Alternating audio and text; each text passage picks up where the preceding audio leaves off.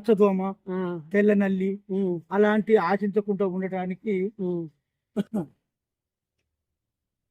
ఇది వస్తుంది. ఆహా, అవును, మాకు కూడా వస్తుంది అది.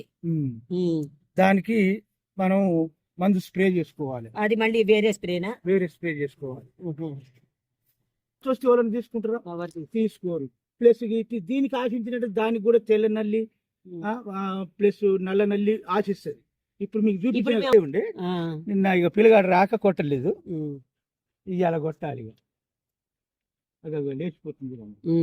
అది అది ఏం చేస్తుంది అంటే అది పెద్దగా ఏం దాని ముళ్ళుతో, దానికి ఒక ముళ్ళు ఉంటుంది, అది ఇట్లా ఇట్లా కూర్చుంది.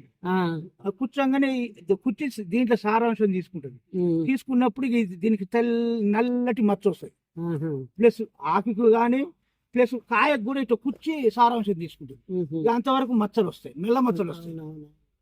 కాయం ఖరాబ్ కాదు, కానీ చూస్తానికి బాగోదు. మీకు రేటు పడదు కదా, మచ్చలు ఉంటే రేటు పడదు. అందుకోసం మనం ఖచ్చితంగా దాన్ని అంటే మనకు దోమలు కుట్టినట్టు. అంతే అంతే అంతే. అది దోమే నాయన, అది కూడా దోమన్నట్టే. కానీ